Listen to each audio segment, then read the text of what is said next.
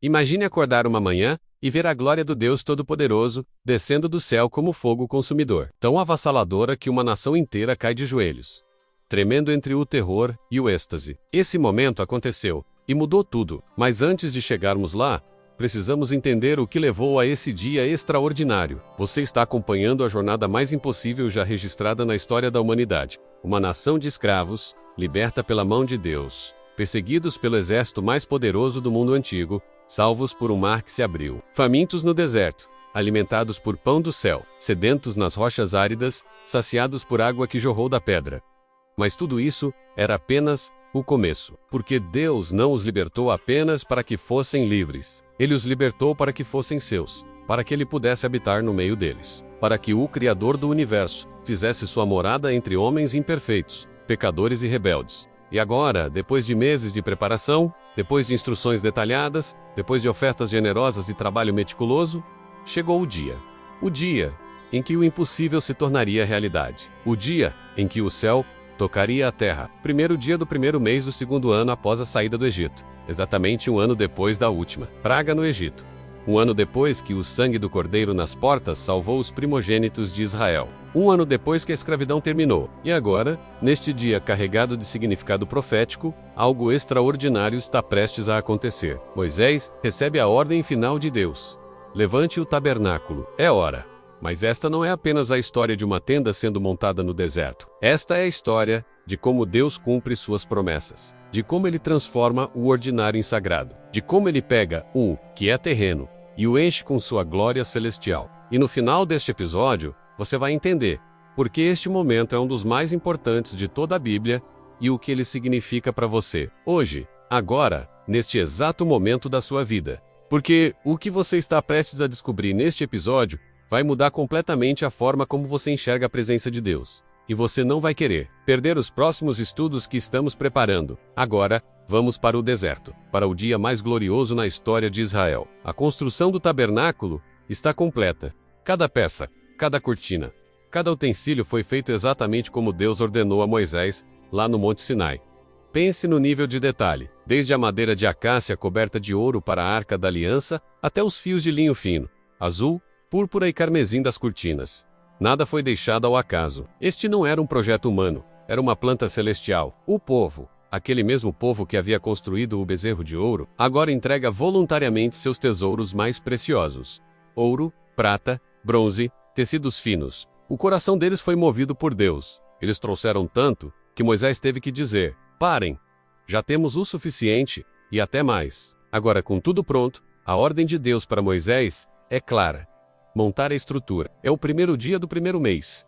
Uma data de novos começos, e Moisés obedece. Primeiro, ele levanta a estrutura principal do tabernáculo, as tábuas de madeira cobertas de ouro encaixadas em bases de prata. Depois, ele estende sobre ela as diversas camadas de cobertura, a tenda de pelos de cabra, a cobertura de peles de carneiro tingidas de vermelho, e por cima de tudo, a cobertura de couro fino. O santuário estava agora protegido dos elementos do deserto. Então, Moisés começa a posicionar os móveis sagrados. Primeiro, ele leva a Arca da Aliança para dentro do lugar santíssimo. Dentro da arca, ele coloca as tábuas da lei, o testemunho da aliança de Deus com Israel. Ele então pendura o véu espesso que separa o Santo dos Santos do restante do tabernáculo. A presença de Deus teria um lugar especial, separado, santíssimo. Do lado de fora do véu, no lugar santo, ele coloca a mesa com os pães da proposição, o candelabro de ouro puro para iluminar o ambiente, e o altar de incenso, de onde um aroma agradável subiria continuamente a Deus. Cada peça no seu devido lugar, seguindo a ordem divina. Finalmente, no pátio externo, ele posiciona o altar do holocausto, onde os sacrifícios seriam oferecidos, e a bacia de bronze, para que os sacerdotes se purificassem antes de ministrar. Ele monta as cortinas ao redor do pátio, criando um espaço sagrado que separava o acampamento do lugar da habitação de Deus. O texto repete várias vezes: Moisés fez como o Senhor ordenara. A obediência de Moisés é o canal através do qual a promessa de Deus está prestes a se cumprir. Tudo está pronto. O trabalho está concluído. A expectativa é palpável. Então, acontece. Então a nuvem cobriu a tenda da congregação, e a glória do Senhor encheu o tabernáculo. Não foi uma fumacinha discreta. Foi a kavod de Yahweh, a sua glória, peso, substância, a manifestação visível da sua presença majestosa. A mesma glória que Moisés viu no Sinai, agora desce e entra na tenda que as mãos humanas acabaram de montar. A glória era tão intensa, tão poderosa, tão esmagadora, que Moisés não podia entrar na tenda da congregação, porque a nuvem estava sobre ela, e a glória do Senhor enchia o tabernáculo. De fora a nação inteira de Israel testemunha este milagre. Quando eles veem a nuvem e a glória descerem, eles se prostram. É um ato de adoração, de reverência, de temor. O Deus que os tirou do Egito, que lhes deu a lei, agora veio morar no centro do acampamento deles. Ele não é mais um Deus distante, no topo de uma montanha. Ele é Emanuel, Deus conosco. A nuvem da sua presença agora se torna o guia de Israel. O texto nos diz que, quando a nuvem se levantava, o povo andava. Quando a nuvem permanecia parada, eles acampavam. De dia, era uma nuvem para lhes dar sombra no deserto escaldante. De noite, era uma coluna de fogo para iluminar e aquecer. A presença de Deus não era apenas um evento único, tornou-se a bússola diária da nação. Mas por que este momento é tão crucial? Porque ele é o cumprimento da maior promessa. E não termina com a chegada na terra prometida. A chegada de Deus no meio do seu povo. Deus quer habitar conosco. E esta história do tabernáculo aponta para uma realidade ainda maior. João, no capítulo 1 do seu evangelho, diz que Jesus, o Verbo, se fez carne e habitou entre nós. A palavra grega para habitou, literalmente, significa armou a sua tenda ou tabernaculou entre nós. Jesus é o verdadeiro tabernáculo. Nele, a plenitude da glória de Deus habitou de forma corporal. E através do sacrifício dele na cruz, o véu do templo foi rasgado. O acesso à presença de Deus, que nem Moisés tinha, agora está aberto para todos que creem. Hoje, o nosso corpo é o templo do Espírito Santo. A mesma glória que encheu o tabernáculo e habitou em Cristo, agora habita em nós. Um convite para preparar o seu coração, para obedecer à palavra de Deus e para permitir que a glória dele encha a sua vida, guiando cada um dos seus passos. A nuvem ainda está se movendo.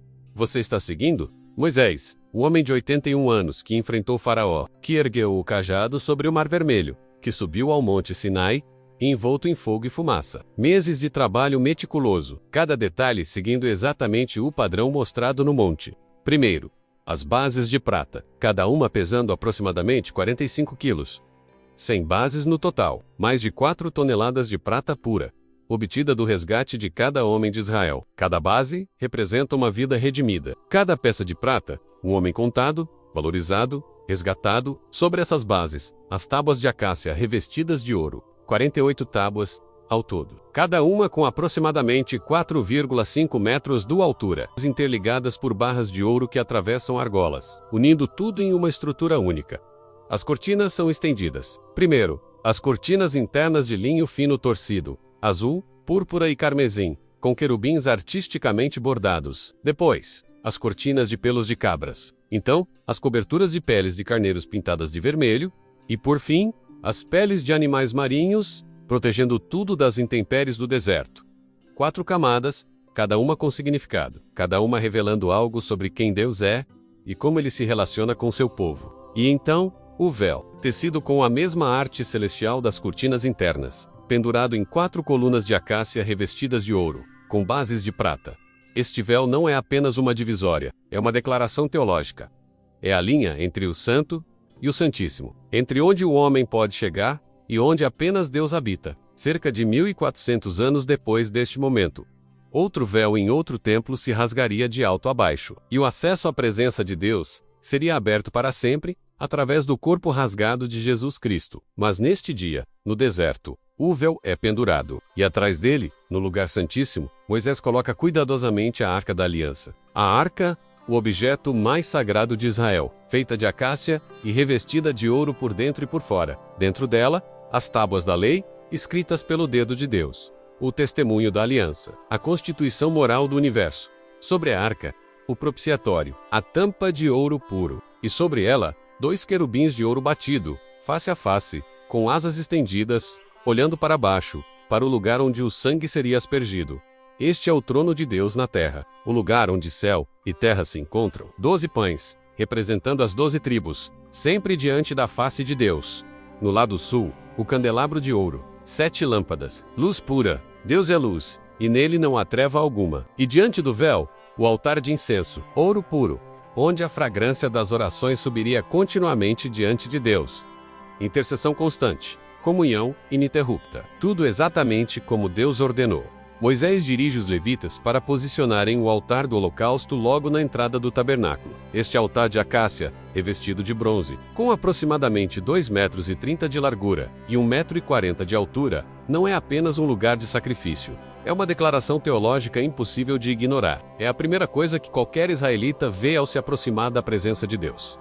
É o lembrete constante de que o acesso a um Deus santo requer sangue, requer morte, requer substituição, o inocente morrendo pelo culpado, o puro pagando pelo impuro, o cordeiro no lugar do homem. E ali, naquele altar, o fogo seria aceso. Um fogo que, segundo a tradição judaica, nunca se apagaria. Um fogo que ardia continuamente, consumindo sacrifício após sacrifício, dia após dia, ano após ano, século após século, até que um dia, o cordeiro definitivo viesse, e com um único sacrifício perfeito e completo, tornasse desnecessários todos os outros. Está consumado, ele diria, e o fogo do altar finalmente poderia se apagar, porque a obra estava completa. Mas entre o altar e a entrada do tabernáculo, Moisés posiciona outro elemento essencial: a bacia de bronze. Feita com os espelhos de bronze doados pelas mulheres de Israel, esta bacia não é apenas funcional, é profundamente simbólica. Os sacerdotes, antes de entrarem no tabernáculo, ou de se aproximarem do altar, precisavam lavar suas mãos e pés nesta bacia. Não era opcional, era questão de vida ou morte. Deus mesmo havia dito: lavarão as mãos e os pés, para que não morram. Purificação, limpeza, santificação. Porque mesmo os sacerdotes, mesmo os consagrados, mesmo aqueles separados para o serviço de Deus, precisavam ser constantemente purificados. O pecado não tira férias. A contaminação é constante. A necessidade de limpeza é diária. E aqui está algo fascinante. A bacia era feita de espelhos. Então, quando os sacerdotes se aproximavam para se lavar, eles viam seu próprio reflexo, viam a si mesmos, eram confrontados com sua própria humanidade, suas próprias imperfeições, sua própria necessidade de purificação. É quase como se Deus estivesse dizendo: olhe para si mesmo, reconheça quem você é, reconheça sua necessidade, e então, deixe-me limpá-lo.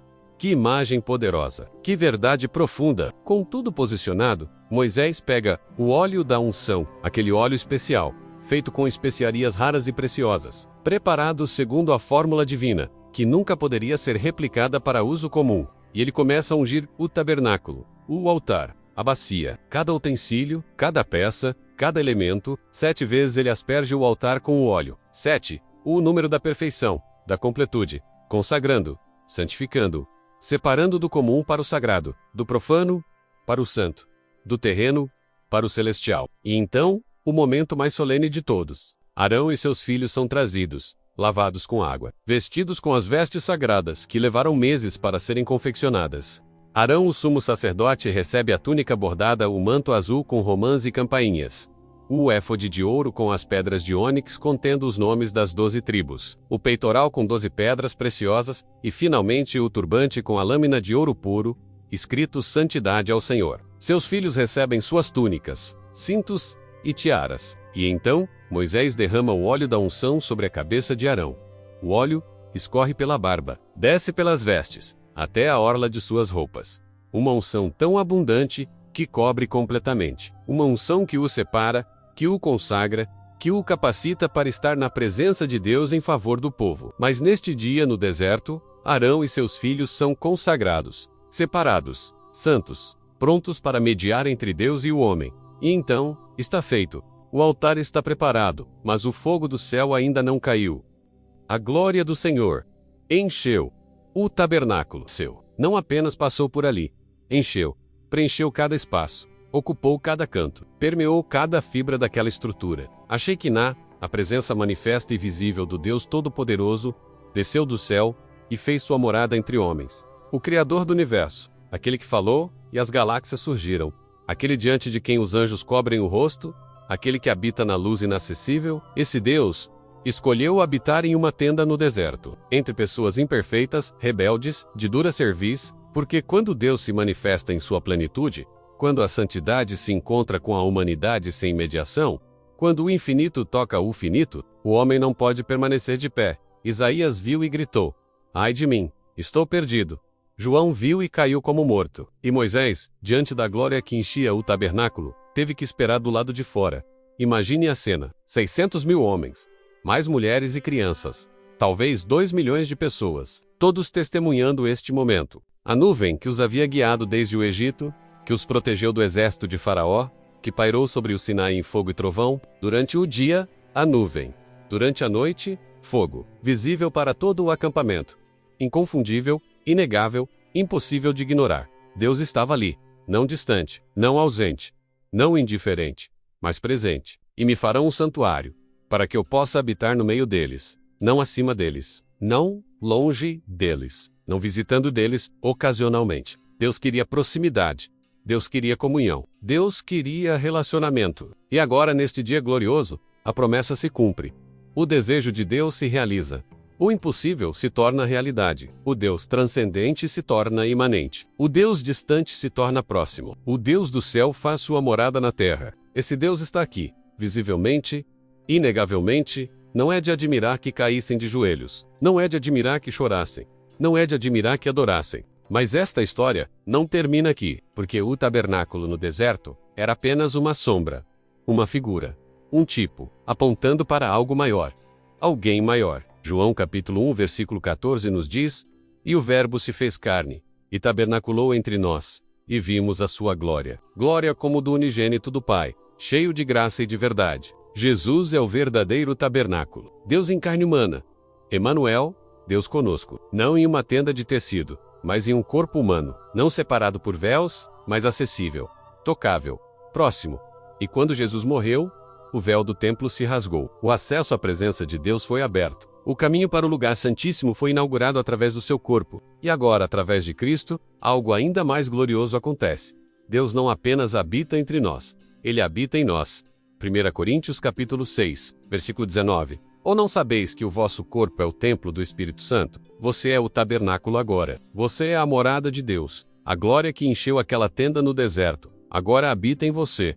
Se você pertence a Cristo. E um dia, em um futuro glorioso, haverá um tabernáculo final. Apocalipse capítulo 21 nos mostra: "Eis o tabernáculo de Deus com os homens. Deus habitará com eles. Eles serão seu povo. E Deus mesmo estará com eles. Sem véus, sem separação, sem mediadores. Face a face, para sempre." Esta é a história que começou no deserto. Esta é a promessa que se cumpre em Cristo. Esta é a esperança que nos aguarda na eternidade. De escravos à nação santa, de distantes a próximos, de separados à habitação de Deus. Pense na sua própria jornada. Você já foi escravo? Escravo do pecado, do medo, da vergonha, do vazio? Deus o libertou? Ele abriu um caminho onde não havia caminho. Ele o alimentou quando você estava faminto? Ele o guiou quando você estava perdido? A glória que encheu o tabernáculo naquele dia no deserto é a mesma glória disponível para você hoje, através de Jesus Cristo. O véu foi rasgado. O acesso foi aberto. A presença de Deus não está mais confinada a um lugar, mas está disponível a todo aquele que crê. Mas aqui está a pergunta que você precisa responder. Você permitirá que Ele entre? Você permitirá que Ele encha cada espaço da sua vida? Porque a glória de Deus não vem para ocupar apenas uma parte. Ao longo desta série sobre o povo de Israel, caminhamos juntos por uma jornada extraordinária. Vimos a fidelidade de Deus em multiplicar seu povo mesmo sob opressão. A coragem de Moisés ao confrontar o poder de Deus nas pragas que julgaram o Egito. A libertação no Mar Vermelho. A provisão no deserto. A revelação no Sinai. O perdão após o bezerro de ouro. E agora, a glória enchendo o tabernáculo. De escravos a uma nação santa. De distantes, a morada de Deus. Esta é a história de redenção. Esta é a história de transformação. Esta é a história que Deus continua escrevendo em cada vida que se rende a Ele. E depois disso, Josué, juízes, reis, profetas, toda a história da redenção se desenrolando, apontando para Cristo, culminando na cruz, explodindo na ressurreição e aguardando a consumação final. Quando Deus fará novas todas as coisas, e você está convidado a continuar esta jornada conosco. Se você chegou até aqui, se esta série tocou seu coração, se você quer continuar explorando as profundezas da Palavra de Deus, com este mesmo nível de profundidade, contexto histórico e aplicação prática, toda a Torá será explorada com este mesmo cuidado e paixão. Assine esse canal para ficar por dentro de outras histórias bíblicas. Segundo, Ative o sininho de notificações, porque o YouTube não mostra nossos vídeos para todos os inscritos. Mas se você ativar o sininho, você será notificado toda vez que um novo episódio for lançado, e você não vai querer perder nenhum. Terceiro, compartilhe este vídeo. Compartilhe esta série, porque há milhões de pessoas que precisam conhecer estas verdades. Há milhões que precisam entender que Deus não é distante, mas que Ele quer habitar no meio do seu povo. Seja um instrumento para levar esta mensagem adiante. E agora, eu quero ouvir de você.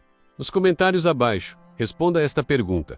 Qual parte dessa história mais impactou você? Foi a libertação do Egito, a revelação no Sinai, o perdão após o bezerro de ouro, ou este momento final, quando a glória encheu o tabernáculo? Conte sua história. Compartilhe o que Deus falou com você através desta série, porque somos uma comunidade de buscadores da verdade, de amantes da palavra, de adoradores do Deus que escolheu habitar no meio do seu povo. Antes de nos despedirmos, deixe-me orar por você. Pai Celestial, obrigado por esta jornada. Obrigado por nos mostrar que Tu és o Deus que liberta, que guia, que provê, que perdoa e que habita no meio do Teu povo. Que cada pessoa assistindo este vídeo experimente a Tua presença de forma real e transformadora. Que a glória que encheu o tabernáculo no deserto encha também seus corações, suas casas, suas vidas. Que eles nunca se esqueçam de que Tu não és um Deus distante, mas um Deus próximo. Abençoa cada um, guia cada um, e continua escrevendo Tua história de redenção em cada vida. Em nome de Jesus, o verdadeiro tabernáculo. Amém. Muito obrigado pela sua companhia. Shalom.